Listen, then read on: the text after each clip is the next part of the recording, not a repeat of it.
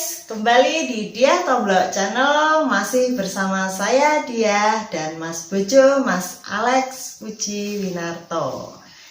Mas, aku mau nanya, pengalaman mendebarkan jenengan selama mendaki gunung, selain waktu jenengan nungguin sahabatnya jenengan itu sampai meninggal, terus kejadian yang ada yang hilang itu di Gunung Slamet, ada pendakian lain nggak yang juga mendebarkan atau justru lebih mendebarkan lagi gitu?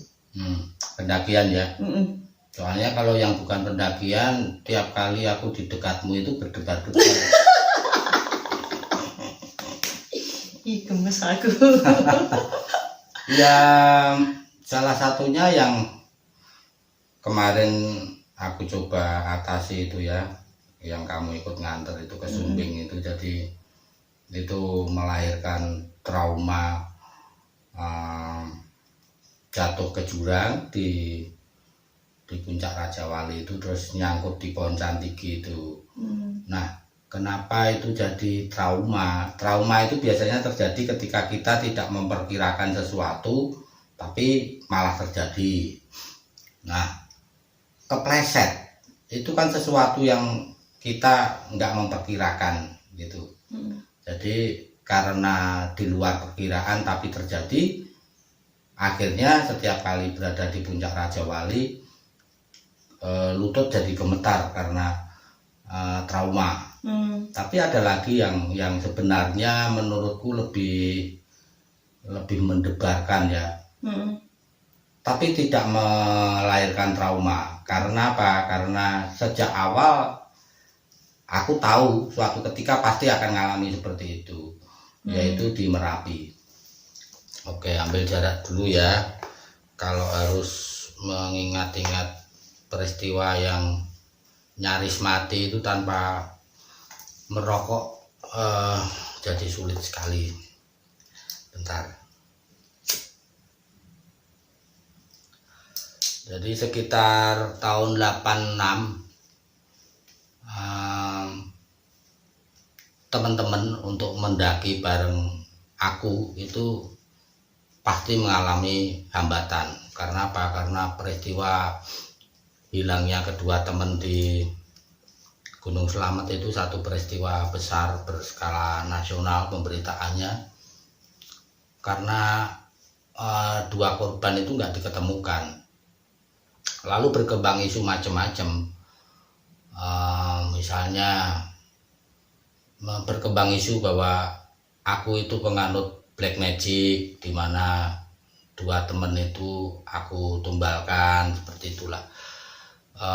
Kemudian juga ada kekhawatiran jangan-jangan nanti kalau mendaki bareng aku karena aku dianggap apa ya, sial atau apa gitu, nanti terjadi kecelakaan.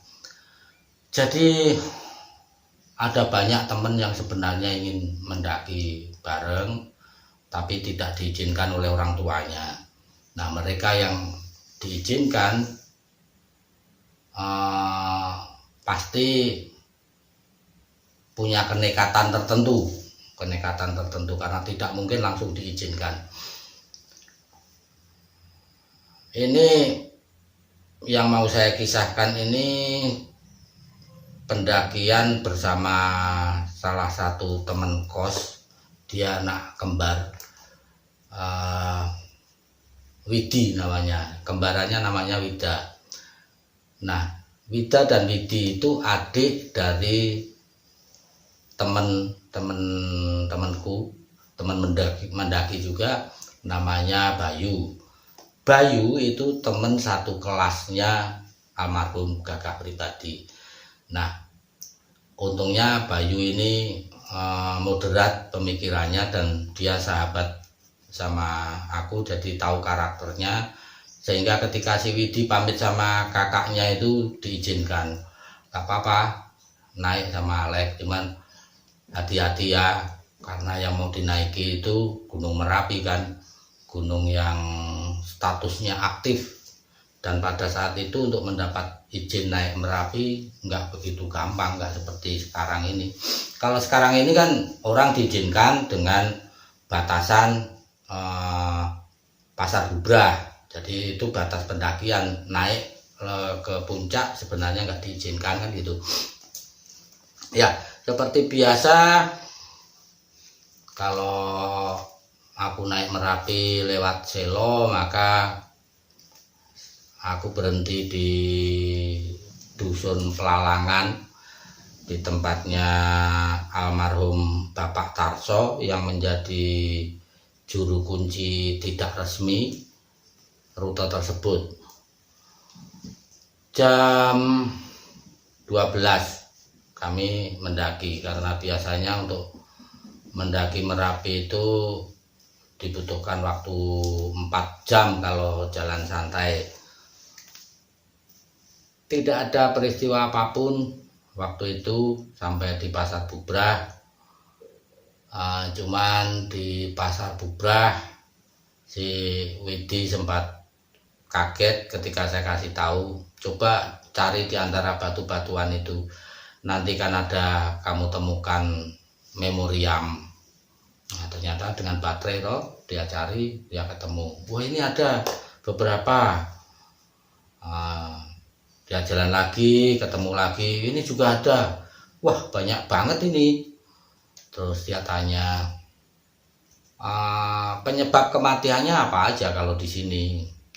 Ya aku bilang ada banyak ya, misalnya gas beracun, kemudian udara dingin.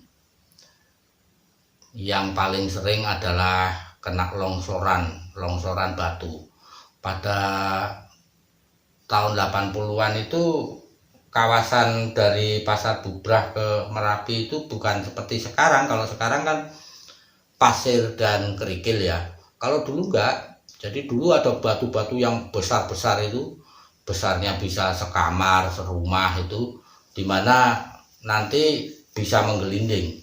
Sehingga biasanya kalau mendaki gitu tidak berani bareng berombongan gitu. Jadi satu naik dulu, nanti zigzag, yang satu naik dari sebelah sini gitu. Dan kalau ada batu yang menggelinding, yang paling atas akan berteriak paket gitu ya, sehingga yang belakangnya bisa menghindar. Nah, karena waktu itu awan hitam masih menggantung, masih melekat di puncak, maka kami harus menunggu sampai matahari terbit. Supaya apa? Supaya awan hitam ini kan kemungkinan besar adalah sulfur dioksida, dan itu sangat beracun. Ini biar hilang dulu supaya risiko kena gas beracun itu jadi minimal. Begitupun saya ingat, jadi waktu tahun 80-an itu kalau kita mendaki sampai puncak dari Pasar Bubrah itu pasti ada lubang-lubang yang menyemburkan asap itu, dan itu juga harus dihindari. Kalau yang sekarang ini kayaknya sudah nggak ada, jadi aman-aman aja sebenarnya untuk sampai ke atas, kecuali kepleset kan gitu. Sampai di atas pada waktu itu sepi, nggak ada pendaki, jadi cuman kami berdua. Nah, pada saat itu yang namanya puncak Garuda itu masih ada. Puncak Garuda itu hilangnya pada tahun berapa itu, letusan besar yang menewaskan Mbah Marijan itu. Nah, sebelum itu puncak Garuda masih ada. Nah, kami sempat berfoto di puncak Garuda itu. Sayang fotonya hilang karena dimakan rayap. Jadi foto-foto pendakian di masa muda itu aku hilang semua, tinggal beberapa tok, itu pun dari temen. Nah, moga-moga Widi melihat ini, kalau dia masih punya foto, aku mau minta gitu, terutama yang di atas puncak Garuda. Ketika kami selesai berfoto di puncak Garuda, dan dulu foto itu tidak bisa dengan HP karena dulu belum ada HP itu. foto ya dibuat dengan pocket itu, kamera pocket itu. Habis itu kita istirahat, bikin kopi, masak mie juga mungkin, tapi yang jelas kami menyalakan kompor. Ketika menyalakan itu, tiba-tiba terdengar suara gluduk. Kesimpulan kami, ada orang naik. Kalau ada orang naik, kemungkinan besar batu besar itu gelundung ke bawah. Nah, kita seneng. Karena apa? Karena berarti ada teman, berarti tambah kenalan. Pendaki itu kan antara lain yang dicari kan bertambahnya kenalan baru tuh. Nah, tunggu, nggak ada suara-suara orang yang mendekat, tapi terdengar lagi suara geluduk-geluduknya itu lebih keras. Geluduk gitu. Nah, kami menyimpulkan ini orangnya sudah lebih dekat. Tapi kok nggak ngomong? Biasanya kalau pendaki banyak itu kan pasti ada suara-suara ya, suara-suara. Setidaknya suara-suara paket. Ini enggak. Ini sudah mulai bertanya-tanya, ini sebenarnya suara apa ini? Nah, yang terakhir suara gluduk, buminya bergetar. Jadi puncak Merapi itu bergetar. Gitu, dan kepulan asap kawah itu membesar. Langsung kami sadar bahwa saat itu berarti terjadi aktivitas di Merapi. Nah, yang lucu begini, dialog kami waktu itu dialog yang kalau didefinisikan itu berarti antara kenekatan sama kepasrahan. Aku tanya sama dia, gimana ini? Ini Gunung Merapinya beraktivitas. Apa kita mau lari turun? Jawabnya, lah ngapain? Kalau kita lari turun juga tidak akan bisa mengejar geluduk yang keempat itu bisa saja berupa ledakan. Sudah pasti mati karena kita di puncak. Kecuali kami di Pasar Bubrah. Karena apa? Karena aliran lahar itu ke arah Kaliurang, bukan ke arah Pasar Bubrah. Tetapi kalau di atas, setidaknya awan panasnya itu sudah cukup buat memanggang kami, kan gitu. Nah, terus kami putuskan ya sudahlah, nggak apa-apa. Bukankah kita itu kalau mendaki gunung berarti sama dengan tanda tangan kontrak mati? Dan kita juga tahu kalau mendaki Merapi sampai ke puncaknya, salah satu resikonya kan ya seperti ini, karena aktivitas Merapi itu bisa kadang-kadang terbaca, bisa kadang-kadang terjadi begitu saja kayak saat itu.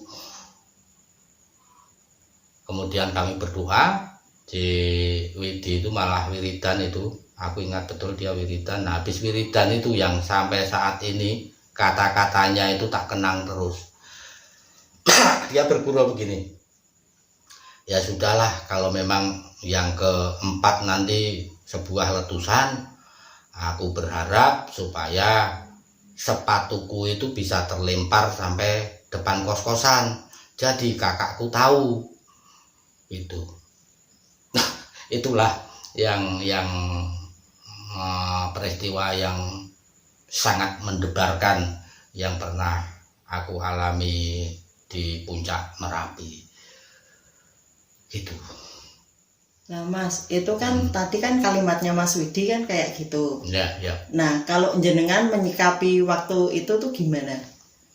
Kalau aku begini, letusan keempat itu kalau lebih besar sedikit aja berarti karena itu asapnya sudah mengepul ini cukup besar.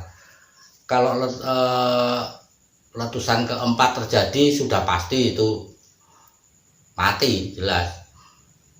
Nah, bagi aku sendiri dan aku ngomong sama Widi, aku juga lebih suka, lebih senang mati dengan gagah. Kita songsong aja daripada kita lari kayak pengecut, lari kayak pecundang. Toh sama aja itu. Kalau kita lari tergesa-gesa turun kepleset juga mati, malah matinya lebih sakit lagi. Kalau tidak kepleset, awan panas pasti bisa ngejar kami. Gitu. Jadi lebih baik sudahlah kita di sini berdoa, kita pasrahkan daripada malah jadi pengecut, jadi pecundang yang lari. Padahal mendaki itu memang sudah jadi tujuan kami gitu. Jadi Mas, kesimpulannya gimana? Kesimpulan dari ini peristiwa ini. Tapi nanti sih, aku belum minum majakan, saya tak minum dulu ya. Nanti kalau telat ini ya.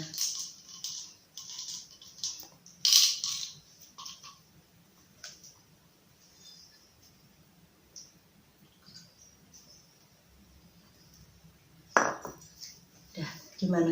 Ya, yang bisa disimpulkan itu setiap gunung kan punya karakter ya, punya bahaya.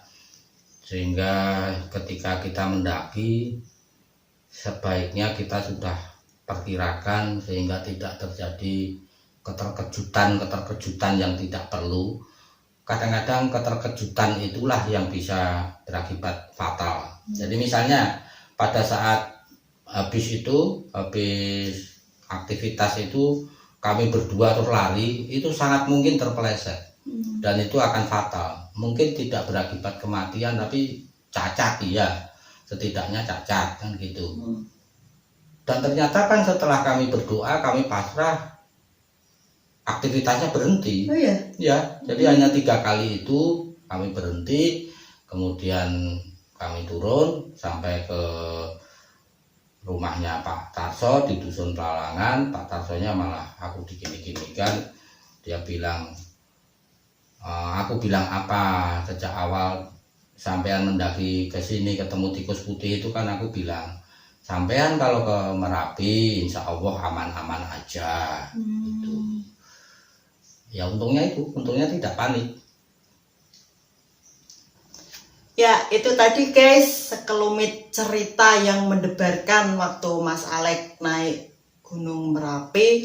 Aku nggak bisa bayangin pas kalau aku ada di posisi itu, aku bagaimana. Aduh, pasti aku udah teriak-teriak, nangis dan lain sebagainya. Ya mudah-mudahan kalau aku pas mendaki nggak ada kejadian-kejadian seperti itulah. Amin. Pengennya aman-aman aja gitu. Ya, kalau kalian masih penasaran cerita-cerita apalagi pengalaman Mas Alek waktu mendaki gunung, tetap tonton terus Diah Tomblok Channel. Terima kasih. Salam lestari.